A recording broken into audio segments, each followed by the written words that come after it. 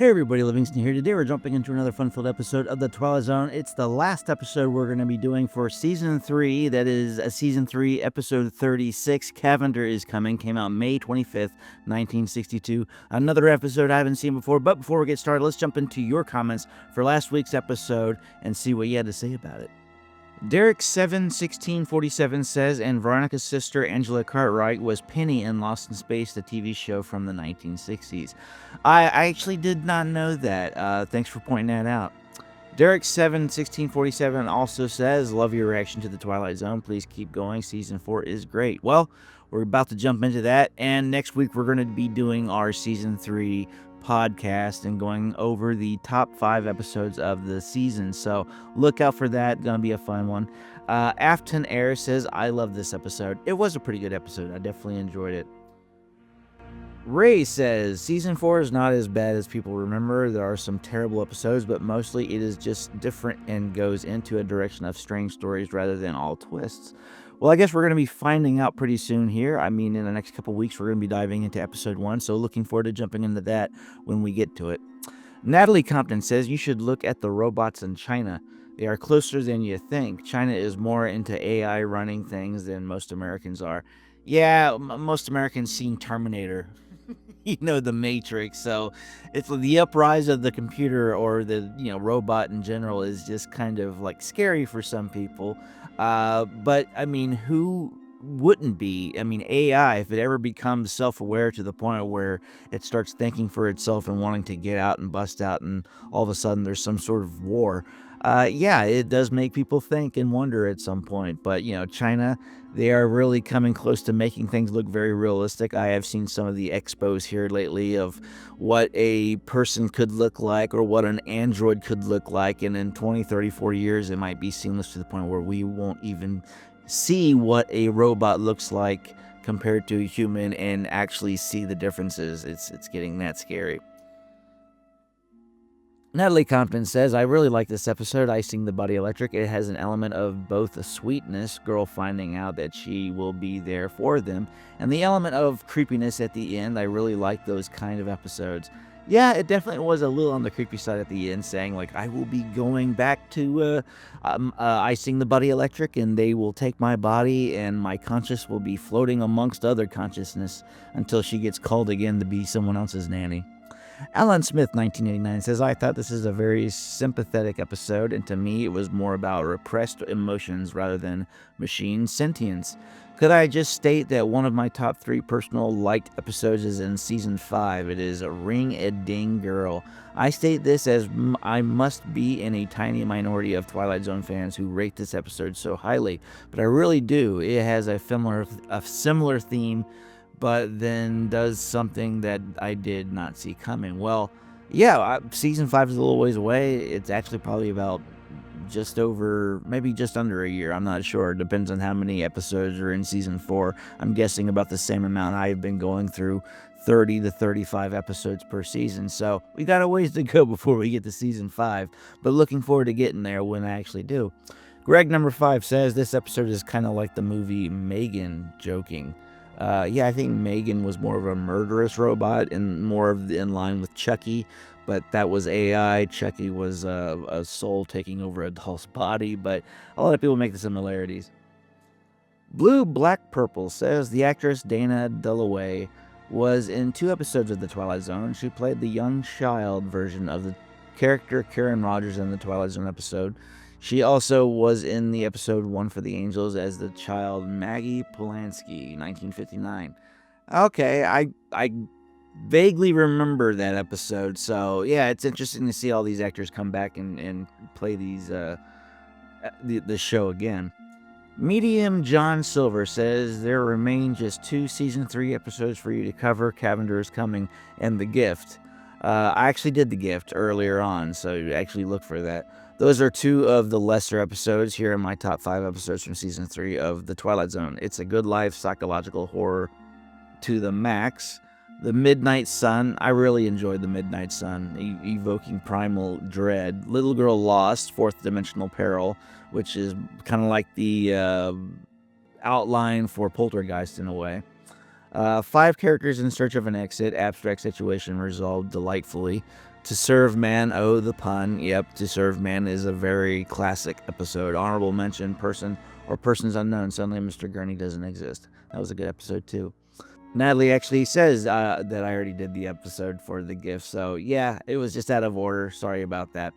Charles Stewart 8009 says Veronica Cartwright is the older sister of Angela Cartwright, who was in Lost in Space. Yes, I know.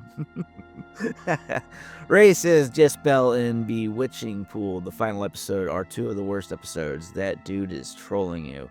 Well, I guess we'll see when I get there. If he's trolling me, then consider him a troll, I suppose. From the Sidelines, the story was later adapted into a January 1982 NBC Project Peacock special, The Electric Grandmother. Well, we'll have to check that out maybe. Jack Dorsey says, wow, a cyborg that saved the little girl's life. I hope her warranty card was intact.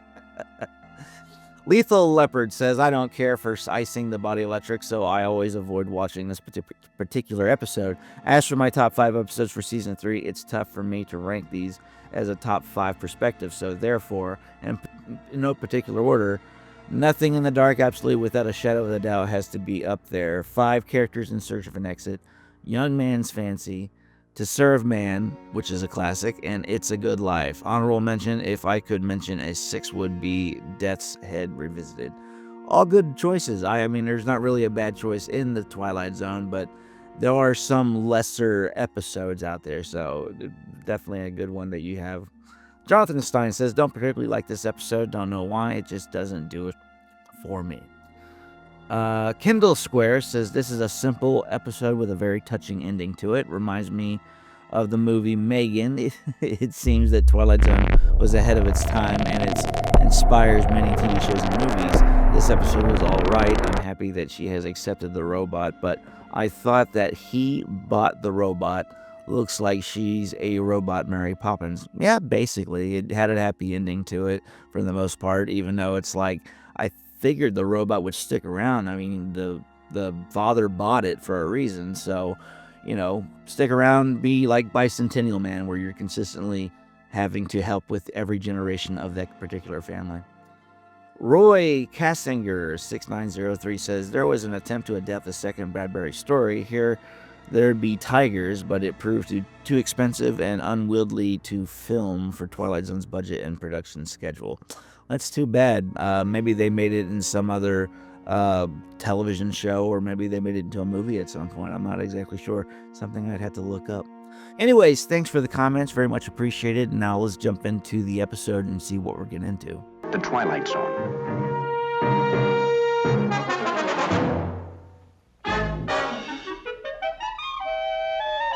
Carol Burnett doing her thing.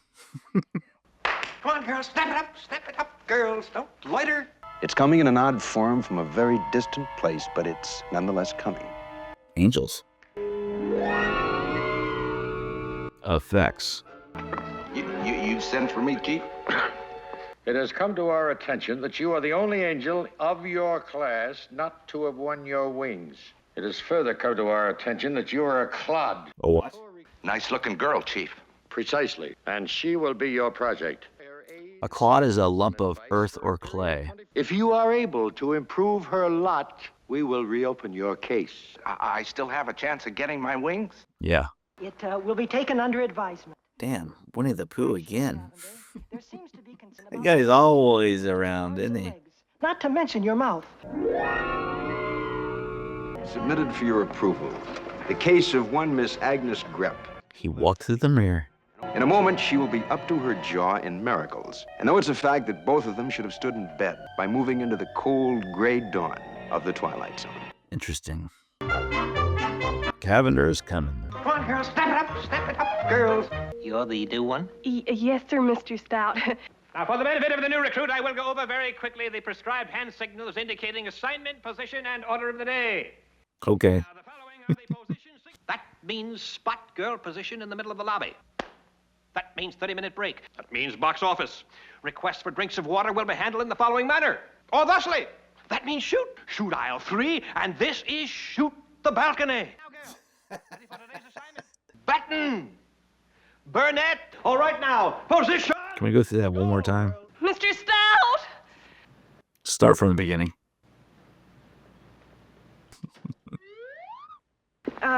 There's immediate seating in the lodging balcony.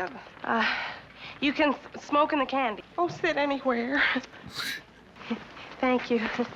That's all you have to say. Keep it simple. Which aisle do they go? What do I do with these? I don't know.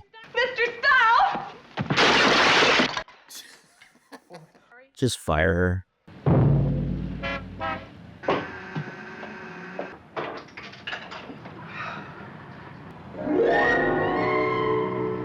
Where'd you come from? Don't panic, Miss Grip. Please don't panic. I almost missed the bus. I happen to be your guardian angel. My what? Rather a shock. Slightly. I've been given 24 hours to help you in every way possible. I didn't pay to get on this bus. What, you stole? I happen to be your angel. I daydream a lot myself. How would you like to be riding in a flashy convertible with a chauffeur? Show me proof. You're cute. I think I'm ready. Here we go.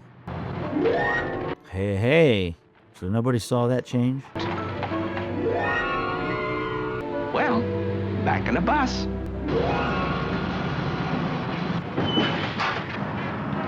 What's interesting is Carol Burnett's character has no real... I understand why he's jumping on windows. Excuse me, this is my stop. But Carol Burnett's is like, you know what? Whatever. Doesn't impress me.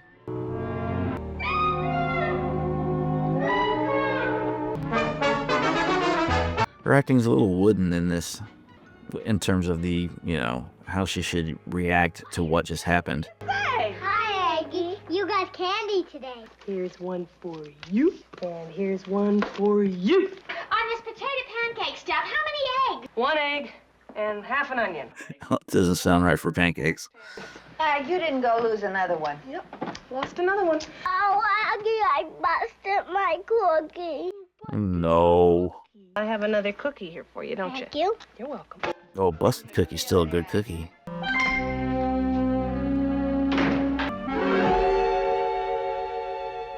He's back. I thought I left you back there. Oh, perish the thought, Miss Grip. I am going to be with you for 24 hours. I am here to change your life. You know, this is a kind of an interesting place you have here. I try to examine the problems and then alleviate them. It seems that you can't hold on to a job. Would you like a cup of tea? Now, fix it so that you're independently wealthy and don't even need employment. That would be nice. We are discussing the alteration of your entire future. I don't think you can live here. No? Why not? The Morgan Mansion on Sutton Place. That's the last one of its kind in New York City. But as of this moment, you are independently wealthy. Oh, good. Do I have to pay taxes? $23,367.19. Bowling schmoling. That may be okay for pin setters, but not for real society.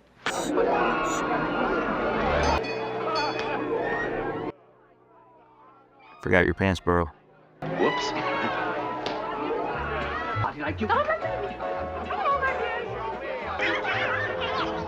She didn't ask for the social life or all that luxury. Definitely not my crowd. Wonderful. Yeah. You'll be all right. Wonderful, Johnny. Come along. Well, having you. Thanks for getting drunk at my party. Ravishing, darling. Ravishing. Who are you people?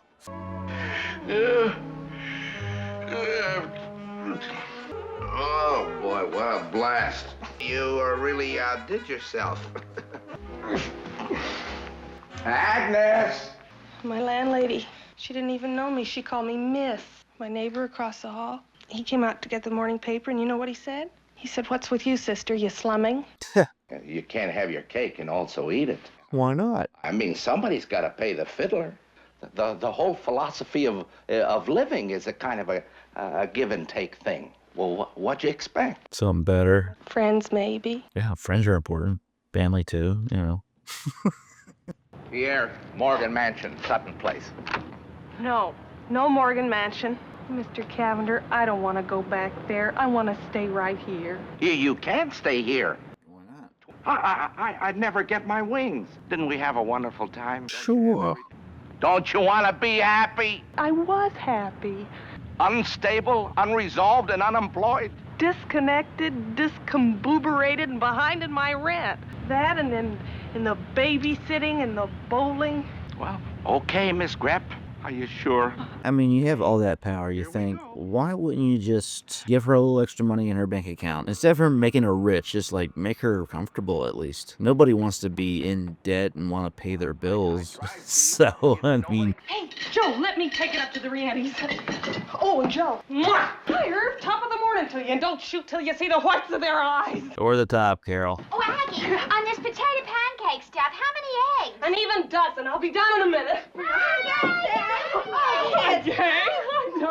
Listen. Home sweet home. Hey,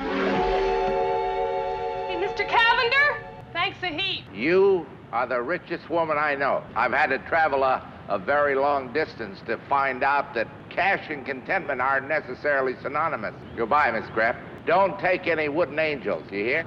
You wanna talk to me? Please. Smoking cigars on assignment, conduct unbecoming an angel, gin and tonic drinking, gin fizz drinking, inebriation. Cavender, you're a disgrace to the entire service. Is he, though? I hate to do this, Cavender. I understand, sir.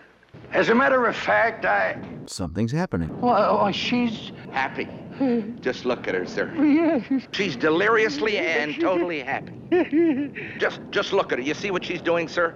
She's bowling. Are you supposed to keep your finger in the ball after it starts down the lane? Well, Cavender, it seems that I've been premature in my judgment. Since you've done so very well with that subject, each one of them will be your project. Oh, thank you. Thank you, sir. In a strange way, I feel rather sorry for them. A word to the wise now to any and all who might suddenly feel the presence of a cigar-smoking helpmate who takes bank books out of thin air. If you're suddenly aware of any such celestial aids, it means that you're under the beneficent care of one Harmon Cavender, guardian angel. Well, that was episode 36. I definitely enjoyed the episode. I didn't know what to expect from it when I seen Carol Burnett show up on the screen, but I thought she did a good job for the most part, other than when she was actually being visited by the angel for the first time. I mean, when somebody visits you and makes your bus turn into a horse-drawn buggy or into a car and then back into a bus again, you would freak out maybe a little bit. She just kind of took it like, okay, whatever, give me a break. The bus driver, on the other hand, jumped out the window. And then she was kind of over the top when she first showed up, and, you know, she was back to her own reality. Other than that, I thought she did a fairly decent job. When it comes to the actual episode, it was just another one of those angel stories where, you know, the guy needs to prove himself in order to get higher up in the echelons of heaven, I suppose.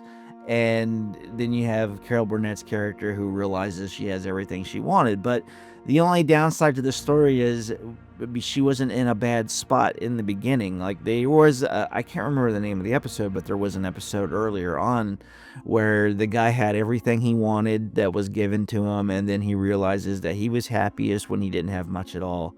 And this is like another one of those episodes, but it didn't really have a good character arc. She was happy in the beginning of it. She was happy at the end of it.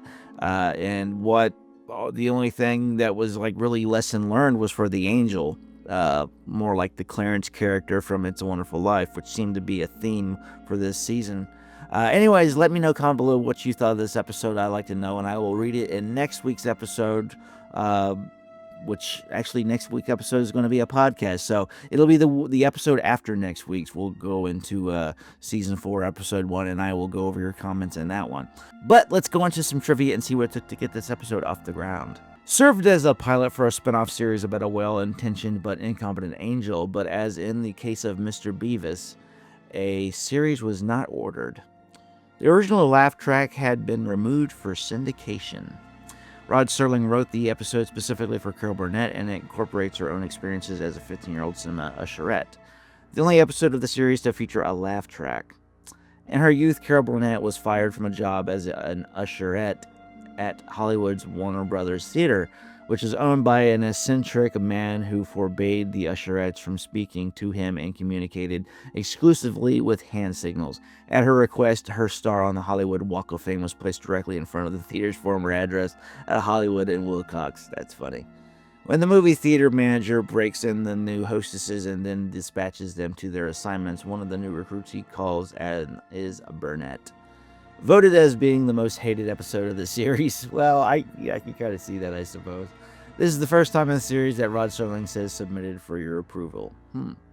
Rod Serling does not provide his usual plug for the following episode. Well, that's it for this episode. Let me know, comment below what you thought of it, and I will get to your comments in that episode. And don't forget to like, share, and subscribe to continue on this voyage to episode 156 of the Twilight Zone. Until next time, see you later.